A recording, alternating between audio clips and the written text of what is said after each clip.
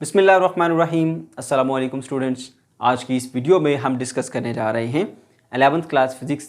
Chapter number है बच्चों हमारा 8 और आज का टॉपिक है जी रेजोनेंस ऑफ एयर कॉलम। ठीक है, बेसिकली बच्चों ये हमारे पास एक अपरेटस है जो आपको नज़र आ रहा होगा, यहाँ पे मैंने डिस्प्ले किया है। ठीक है, इस अपरेटस के अंदर ये जो आपको ट्यूब नज़र आ रही है, ग्लास की बनी हुई ट्यूब है, इसके अंदर यहाँ पे एयर कॉलम, उसको रेजोनेट करना है हमने। कैसे हम एयर कॉलम का रेजोनेट करेंगे ये हम आज सीखेंगे। और बच्चों हम इसका करते क्या है इस अपरेटस का। बेसिकली ये एक ऐसा अपरेटस है जिसके ज़रिए हम स्पीड ऑफ साउंड को कैलकुलेट करते हैं। चलिए मैं आपको वो भी बता दूंगा कि हम किस तरह से इससे स्पीड ऑफ साउंड को कैलकुलेट करते हैं। बेसिकली आपने जो सीखना है वो ये सीखना है कि हम किस तरह से इसके अंदर रेजोनेंस का फिनोमेना इस एयर कॉलम के अंदर प्रोड्यूस करते हैं और कैसे होता है वो। ठीक है, अब बच्चों उसको समझने के लिए कुछ ज़रूरी बातें उसको रिवाइज कर लेते हैं ताकि आपको टॉपिक बहुत अच्छे से समझ आ जाए। तो रेजोनेंस होता क्या है? रेजोनेंस के बारे में आप सब जानते हैं, हमने बड़ी डिटेल से इसके बारे में पढ़ा है कि एक बॉडी है उसकी एक नेचुरल फ्रीक्वेंसी ऑफ ऑसिलेशन होती है। ठीक है, अगर आपको नहीं पता वो बता देता हूँ बच्चों। लेट सपोज आप किसी बॉडी को आप डिस्टर्ब करते हैं, वो ऑसिलेट करना स्टार्ट हो गई है, अगर उसके ऊपर कोई एक्सटर्नल फोर्स नहीं लग रही, कोई उसको रोक नहीं रहा, ठीक है, तो वो ऑसिलेट करती रहेगी। वो उसकी जो फ्रीक्वेंसी होती है वो नेचुरल फ्रीक्वेंसी कहलाती है। ठीक है, अच्छा अब अगर आप उसके ऊपर कोई एक्सटर्नल फोर्स अप्लाई कर देते हैं और आपकी फोर्स पीरियोडिक है, यानी एक खास वक्फे के बाद अप्लाई हो रही है, ड्राइविंग फोर्स आपकी है, ठीक है, अब आपकी फोर्स अप्लाई करने की फ्रीक्वेंसी और उसकी ऑसिलेट करने की फ्रीक्वेंसी जब ये दोनों मैच कर जाती हैं तो जो बॉडी ऑसिलेट कर रही है उसका एम्पलीट्यूड बढ़ जाता है। इसकी बेस्ट एग्जांपल आप झूले की ले लें। आप थोड़ा सा झूले को पीछे लाके छोड़ते हैं, वो ऐसे ऑसिलेट करते हैं, ऐसे ऐसे, ठीक है, ऑसिलेट करना स्टार्ट हो गया। अब जैसे ही वो एक चक्कर मुकम्मल करके यहाँ वापस आता है, आप उसको पुश कर देते हैं, फिर वो एक चक्कर मुकम्मल करके वापस आता है, फिर आप पुश कर देते हैं। इससे क्या होता है, अब उसकी फ्रीक्वेंसी ऑसिलेट करने की और आपकी फ्रीक्वेंसी फोर्स अप्लाई करने की वो दोनों मैच कर जाती हैं, जिसकी वजह से क्या होता है, रेजोनेंस का फिनोमेना होता है। ठीक है, और बॉडी जो है जो ऑसिलेट कर रही है वो उसका एम्पलीट्यूड ग्रेजुअली बढ़ना शुरू हो जाता है, बढ़ता जाता है, बढ़ता जाता है। इसको हम कहते हैं रेजोनेंस। ठीक है ना, चलें ये रिवाइज हो गया। उसके अलावा स्टेशनरी वेव्स के बारे में आपने पढ़ा था। तो बच्चों आपको याद होगा हमने पढ़ा था कि दो वेव्स जिनकी सेम फ्रीक्वेंसी हो, उनका सेम एम्पलीट्यूड हो, वो सेम मीडियम में पास करें, सेम टाइम में पास करें, लेकिन एक दूसरे के अपोजिट डायरेक्शन में आए ऐसे, ठीक है, और सेम प्लेन में भी हों।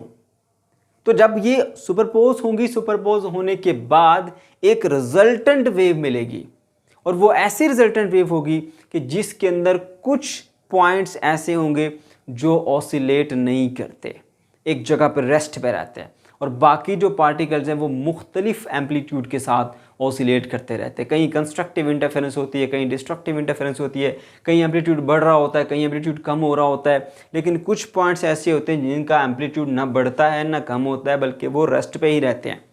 ठीक है, ऐसे हमने स्टेशनरी वेव्स देखी थी। और अक्सर आपने जो स्ट्रिंग में या शायद आपने अगर प्रैक्टिकल किया है इसका तो आपने देखा होगा कि मोस्टली आप इसको लूप्स की फॉर्म में देखते हो। ठीक है, कि जब भी स्टेशनरी वेव्स की बात आती है तो हम लूप्स की बात करते हैं। ऐसे ये ऐसे लूप्स बनती हैं एक स्ट्रिंग के अंदर, 2 लूप्स बन गई, 3 लूप्स बन गए, ऐसे आपको मुख्तलिफ लूप्स नज़र आ रही होती हैं। ठीक है, बेसिकली स्ट्रिंग तो एक ही होती है लेकिन वो इतनी स्पीड से ऑसिलेट कर रही होती है कि आपको इस तरह से मुख्तलिफ पोजीशंस के ऊपर वो नज़र आती है ना।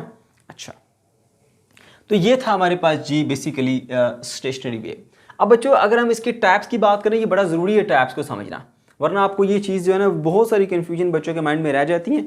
और एक मेन कन्फ्यूजन जो कि यहाँ पर डायग्राम मैंने शो किया, ये जो आपको लूप्स बनी हुई दिखाई दे रही हैं, इसके हवाले से होती है, वो भी आपके साथ शेयर करता हूँ। ठीक है, अब देखो बच्चों हमारे पास जो ये आ जाती हैं इसकी टाइप्स में 2 टाइप्स होते हैं।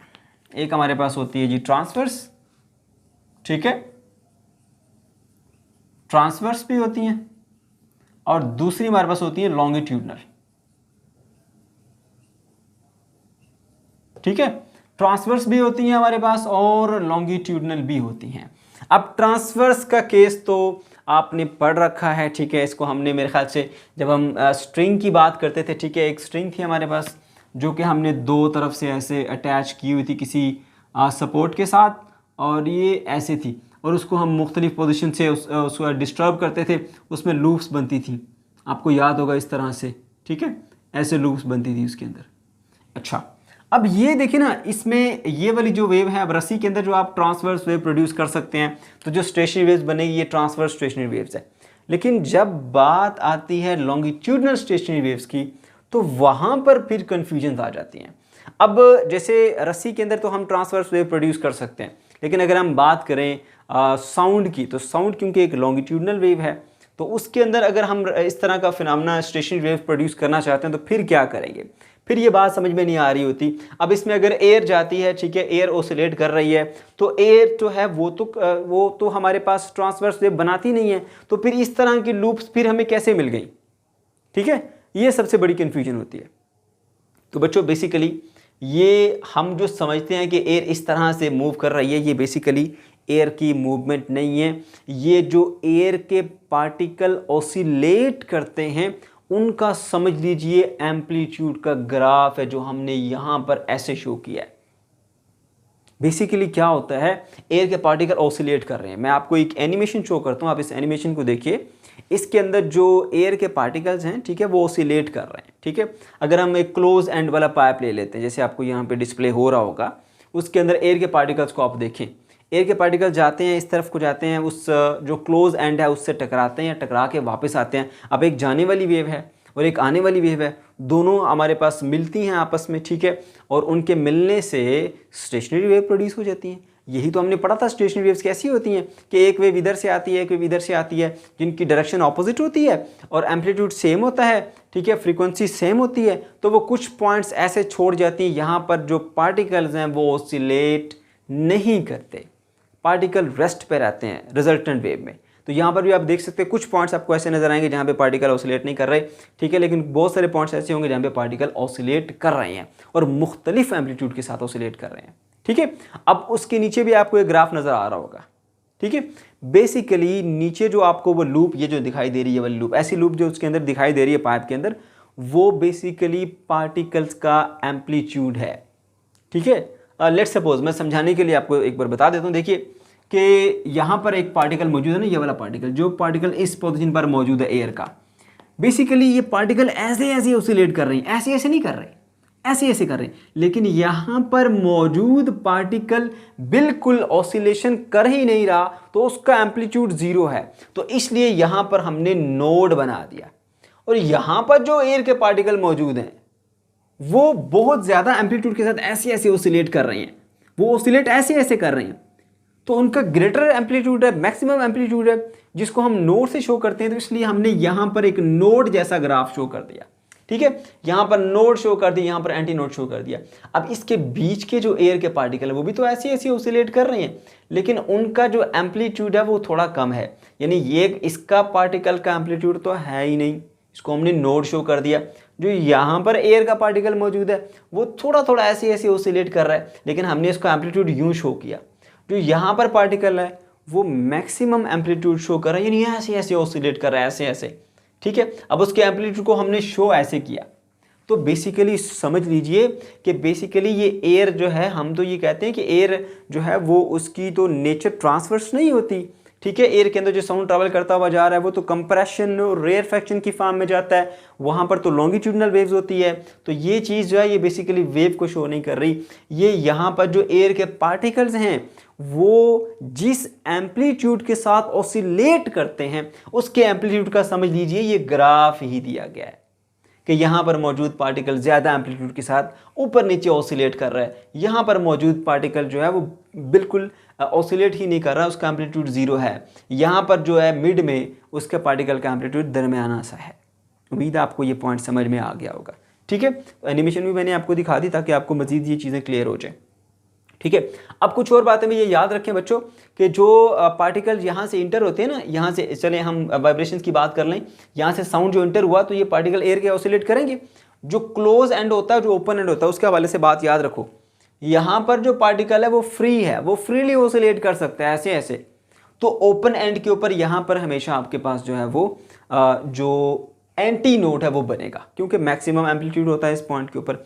लेकिन जो क्लोज एंड होते हैं यहाँ वाले, जैसे यहाँ पर देख सकते हैं, ये देख सकते हैं, ये अब ये एंड क्लोज है यहाँ से, इस पाइप का यहाँ से लेके यहाँ तक ये एक हमारे पास एयर कॉलम है, ठीक है। ये वाला जो पॉइंट है ना बच्चों, यहाँ पर जो एयर का पार्टिकल है वो ऑसिलेट नहीं कर पाएगा। देखिए अब अगर मैं यहाँ पे खड़ा हूँ, ठीक है, मैं आगे भी आ सकता हूँ, मैं पीछे भी आ सकता हूँ, लेकिन अगर मैं इस बोर्ड के साथ ऐसे लगा हूँ तो अब मैं इसको चाहूँ को पीछे को पुश करना तो मैं पुश नहीं कर सकता, इसलिए मैं ऑसिलेट नहीं कर पाऊंगा।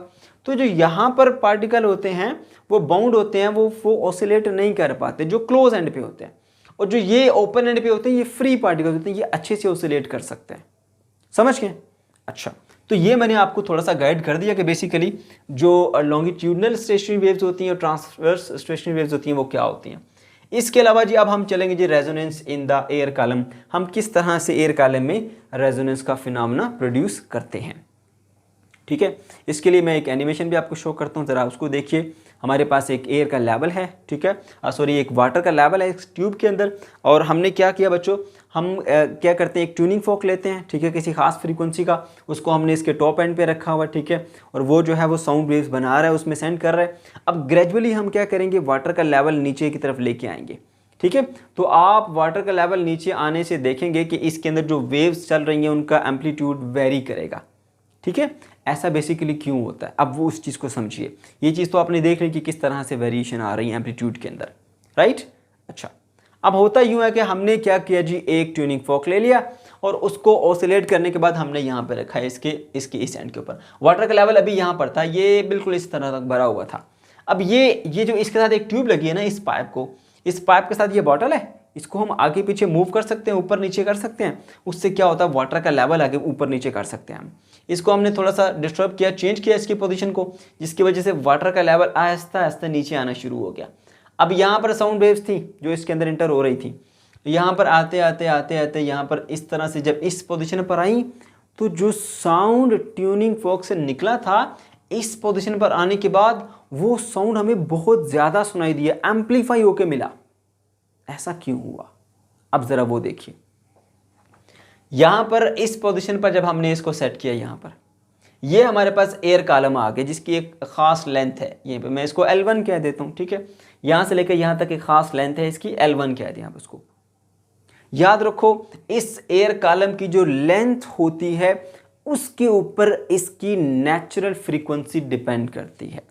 अगर इसकी लेंथ थोड़ी है, इसकी नेचुरल फ्रीक्वेंसी ज़्यादा होगी, इन्वर्स रिलेशन होता है इसका। पर उसको आप छोड़ें, एक एक्स्ट्रा चीज़ है, आप इस पे फोकस करें कि जो नेचुरल फ्रीक्वेंसी है ना एयर कॉलम की, वो डिपेंड करती है उसकी लेंथ के ऊपर। समझ गए? अच्छा, जब आप इसको एयर कॉलम को इस लेंथ पर सेट करते हैं, इस लेंथ पर आप पहुंचते हैं, तो अब एक ये फ्रीक्वेंसी है इस साउंड की जो ऊपर से आ रहा है, और इसके अंदर एयर मौजूद है। ठीक है, यहां से वाइब्रेशंस आ रही हैं, वो एयर के पार्टिकल्स को क्या करेंगी, उसको ऑसिलेट करेंगी। ठीक है, अच्छा, अब ये हमारे पास एक फ्रीक्वेंसी है, ड्राइविंग फ्रीक्वेंसी, जिसको हम कह सकते हैं वो बार बार पुश कर रहे हैं एयर को, और यहां पर एयर के पार्टिकल की एक नेचुरल फ्रीक्वेंसी है। जब एयर के पार्टिकल की जो नेचुरल फ्रीक्वेंसी है, ये जो एयर कॉलम की नेचुरल फ्रीक्वेंसी है और इस ट्यूनिंग फोक की नेचुरल फ्रीक्वेंसी, ये आपस में मैच कर जाती हैं या इंटीग्रल मल्टीपल होती हैं, तो रेजोनेंस का फिनोमेना होता है। ठीक है, फिर से सुने, यहां से जब इस पोजीशन पर आए तो हमारे पास ये जो एयर कॉलम है इसकी लेंथ इस तरह से हो गई, इतनी हो गई कि इसकी जो फ्रीक्वेंसी है, नेचुरल फ्रीक्वेंसी, वो इस ट्यूनिंग फोक की फ्रीक्वेंसी के साथ मैच कर गई या उसका इंटीग्रल मल्टीपल बन गई, जिसकी वजह से रेजोनेंस का फिनोमेना हुआ। और मैंने आपको बताया है कि रेजोनेंस के फिनोमेने में क्या होता है, एम्पलीट्यूड बढ़ जाता है। ये एक हल्की सी बारीक सी साउंड थी इस ट्यूनिंग फोक की, जिसको हम अच्छे से सुन भी नहीं पा रहे थे, लेकिन जब वाटर का लेवल नीचे करते गए इस पोजीशन पर पहुंचे, तो इस पोजीशन पर पहुंचने के बाद इस एयर कॉलम की नेचुरल फ्रीक्वेंसी इस ट्यूनिंग फोक की जो फ्रीक्वेंसी है उसके साथ मैच कर गई, एक ग्रेटर एम्पलीट्यूड की साउंड प्रोड्यूस हुई और हमें एक लाउड साउंड यहां पर सुनने को मिला। समझ गए? तो इस तरह से हमने एयर कॉलम को रेजोनेट किया है खास फ्रीक्वेंसी के ऊपर। ठीक है, तो यहां पे हमें जो है वो एक लाउड साउंड सुनने को मिली, ये है रेजोनेंस। समझ गए? और इसी के बदले में यहां पर स्टेशनरी वेव भी प्रोड्यूस हो गई। अब हुआ कैसे कि एक साउंड वेव जो यहां से आई है ना ऐसे, ठीक है, ऐसे एंटर हुई इसमें, और यहाँ पर ओपन एंड के ऊपर इसका क्या बनेगा, डेफिनेटली क्या कहते हैं उसको, हमारे पास एंटी नोड बनेगा, ठीक है, और जो क्लोज एंड होता है वहाँ पर नोड बनता है। अब जैसे यहाँ से साउंड आई, यहाँ पे एक वेव यहाँ से रिफ्लेक्ट हुई, रिफ्लेक्ट बैक करके ये वापस गई, एक वेव आने वाली है, एक वेव जाने वाली है, दोनों ने कंस्ट्रक्टिवली इंटरफेयर किया इस पोजीशन के ऊपर। तो इस पोजीशन के ऊपर जो ओपन एंड है यहाँ पर जो है वो कंस्ट्रक्टिव इंटरफेरेंस होने की वजह से एक लाउड साउंड प्रोड्यूस हुई, क्योंकि एम्पलीट्यूड बढ़ जाता है जब कंस्ट्रक्टिव इंटरफेरेंस होती है, आपको लाउड साउंड सुनने को मिलता है, ठीक है। अच्छा, अब ये सिर्फ कोई एक पोजीशन नहीं है जहां पर आपको एक लाउड साउंड मिलेगा, क्योंकि रेजोनेंस में क्या होता है, अगर फ्रीक्वेंसी इक्वल हो या इंटीग्रल मल्टीपल हो फिर भी रेजोनेंस का फिनोमेना होता है। अब अगर हम फर्दर इसको नीचे की तरफ लेकर जाएं, ठीक है, फर्दर इसको नीचे की तरफ लेकर आएंगे हम नीचे की तरफ, तो उससे क्या होगा, इसको फर्दर नीचे लाने में फिर क्या होगा, हमारा जो साउंड हमें एक ऊंची सुनाई दे रहा था ना, वो आहिस्ता आहिस्ता फिर से मदम हो जाएगा, ठीक है। फिर नीचे लाते रहेंगे, नीचे लाते रहेंगे, नीचे लाते रहेंगे, जब ये पोजीशन ऐसी पोजीशन आएगी जो मैंने सेकंड टाइम यहां पर शो की, फिर से आपको एक लाउड साउंड सुनने को मिलेगा। फिर ऐसी सिचुएशन आ जाएगी तो आपको एक ऊंची आवाज सुनने को मिलेगी, एक लाउड साउंड सुनने को मिलेगा। फिर से एयर कॉलम जब वो रेजोनेट हो गया, अब फिर इसकी जो लेंथ है ना, क्योंकि इसकी एयर कॉलम की नेचुरल फ्रीक्वेंसी इसकी लेंथ पे डिपेंड करती है, तो लेंथ चेंज हुई तो फ्रीक्वेंसी चेंज हुई, लेकिन इस खास लेंथ के ऊपर इसकी जो नेचुरल फ्रीक्वेंसी बनी, वो नेचुरल फ्रीक्वेंसी फिर से इंटीग्रल मल्टीपल हो गई इस ट्यूनिंग फोर्क की फ्रीक्वेंसी के साथ।